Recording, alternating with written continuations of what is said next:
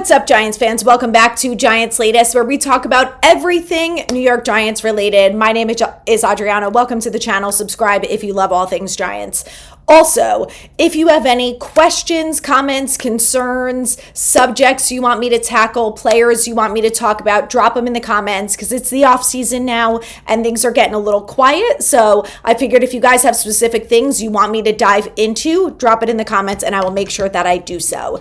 Today, I kind of just want to talk about a few different odds and ends that I've been seeing whenever I do a Q&A on Instagram or comments that I see on my TikTok, things like that. So let's start with this. Obviously, the schedule came out. We know that the Giants are taking on the Dallas Cowboys at home on Sunday Night Football. And the following week, they go out to Los Angeles where they play the Rams on Monday Night Football. So they have back-to-back night games, prime time against, pretty good teams.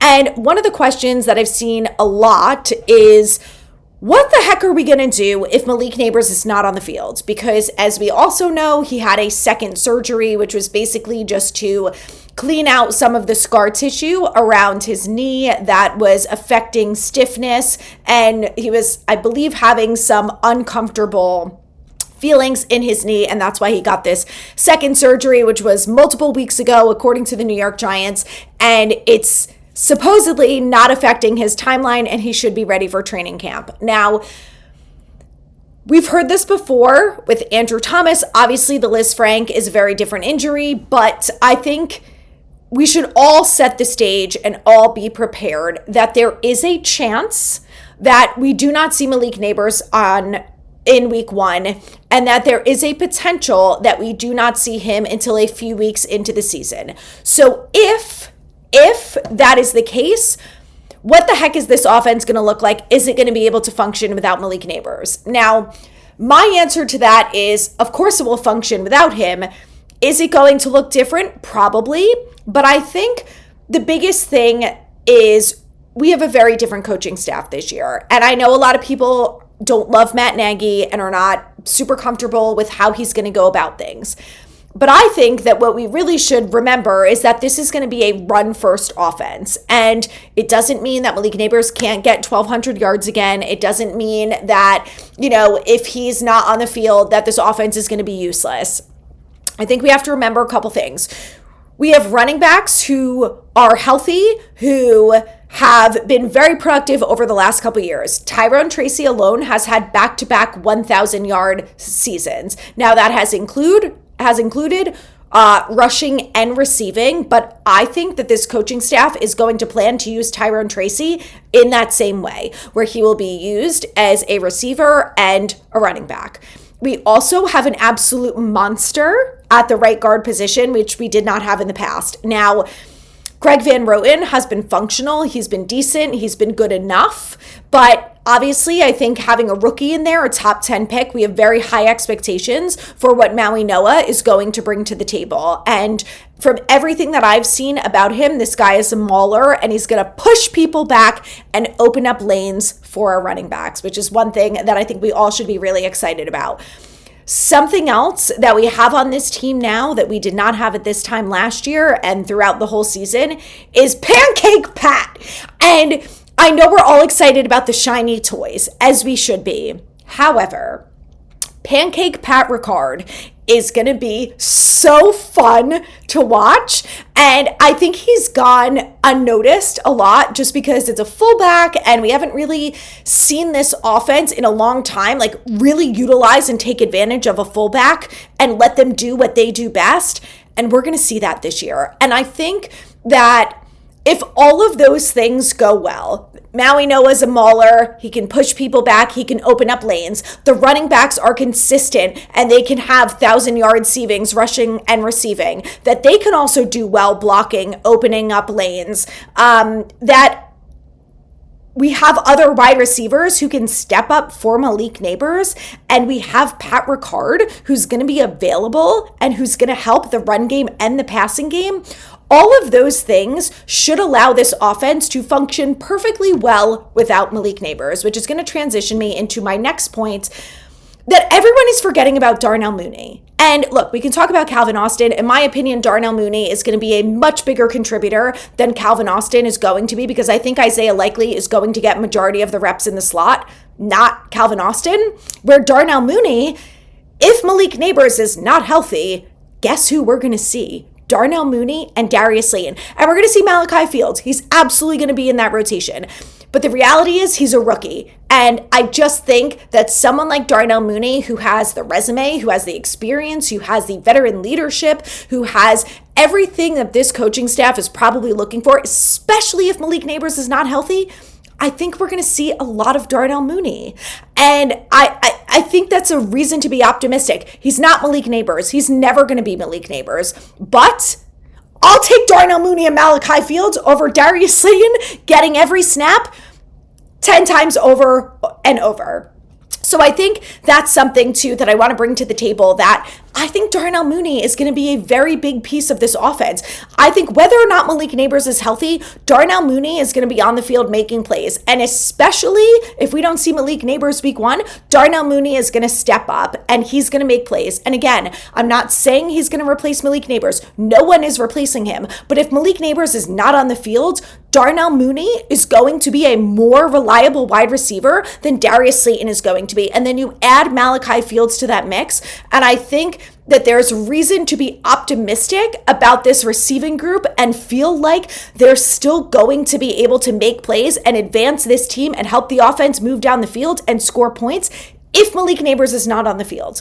So someone else who I'd add, I know he gets a lot of hate, and to be fair, a lot of the times it's well-deserved, but Theo Johnson is also going to be a piece of this offense. So I think it's a good reminder, like, yes, we all want Malik Nabers to be healthy, and we want him to have 1,200 plus receiving yards and have 10 touchdowns and be the focal point of this offense, and he's going to be when he's healthy. But if he's not healthy week 1, I still think this offense can very much function. It can score points, and it will move the ball down the field and be functional.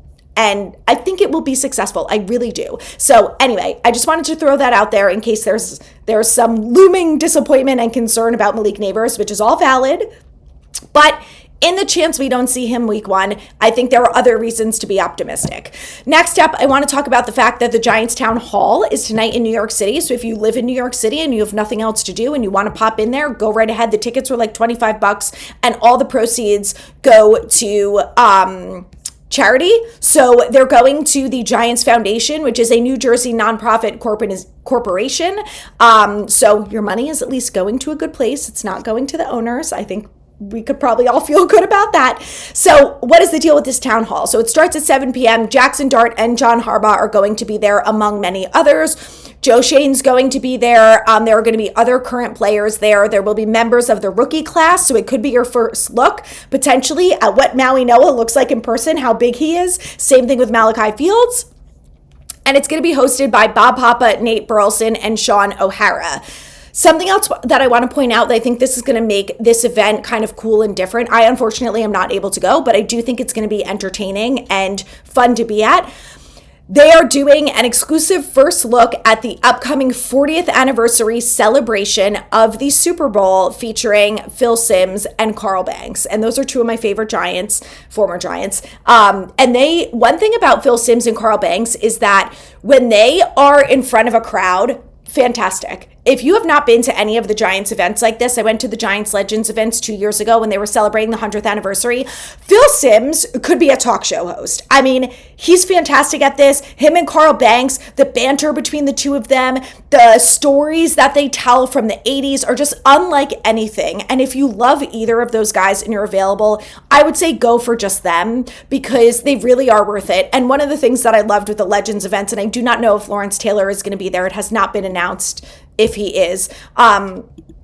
But the relationship between Phil Simms and Lawrence Taylor is like very much a brother relationship. The way that they banter and like talk crap to each other and talk about like what they were like in the locker room, and LT is showing up the morning after like a night out with his leather jacket on and he's wearing the same clothes he wore to the club. their relationship is fantastic, and Phil Simms always knows how to bring like levity and fun to the conversation, and Carl Banks is just the best. So if you're into it, I would say go. On the Giants website, they also have Kayvon, Burns, Scat, Tremaine Edmonds, and Isaiah Likely will also be there. They do have subject to change, so keep that in mind. But I do think you'll get a great look at some of the current Giants and some of the former ones, and I think that it will be a fun event. So if you're interested, I wanted to remind people, go ahead and check out that event tonight. Lastly, I want to talk about this. The expectations that I have for this team, the biggest thing that I have right now is stemming from what happened at rookie minicamp. And there were reports that came out of minicamp that there was one penalty, one, in an entire rookie minicamp. We are talking about rookies. And you know what the worst part about it is? The penalty was from my boy Thaddeus Dixon, who unfortunately tore his Achilles, which I am devastated about, and is obviously going to be out for this whole season. But you're talking about a UDFA who committed the only penalty. That includes Maui Noah, who's moving from tackle, where he played 99.5% of the snaps, to guard. That includes Malachi Fields with his contested catchability. That includes Arvell Reese, who was wearing the green dot on day 2 and didn't miss a single assignment. This is the stuff that gets me excited, right? It's when you look at this football team and you see, I have PTSD from James Hudson on that opening drive during week 1 last year against the Commanders, where it was penalty. Oh, after the 4th one, let's go ahead and yank him. That, I'm telling you right now, it's not going to happen with this coaching staff. You get back-to-back penalties, you're yanked. So we have that going for us. But the biggest thing I think that we can look forward to this year from a team that has so many stupid little mistakes, but the penalties, we know that the penalties kill this team. They have over and over again. It's prevented them from getting in the red zone, prevented them from scoring touchdown, prevented them from winning football games. That, I think, is going to be the biggest difference that we see immediately, that there are significantly less penalties, and I cannot wait to see that. Also, 2 other things that I think: more physicality, more toughness. I mean, we've heard this from the coaching staff over and over again, but I really believe it because everything that I've heard from the coaching staff and what I know about John Harbaugh and the way that he goes about his practices, the fact that they're in pads in week 17 in practice, Dable could never. This is the stuff that breeds winners and it breeds toughness. Could you imagine Tay Banks in week 17 in pads? I can. You're never going to see Tay Banks this year under this coaching staff do what he did to Jalen Hurts last year, where he just let him run. He just let him run and said, nah, I'm not going to tackle him.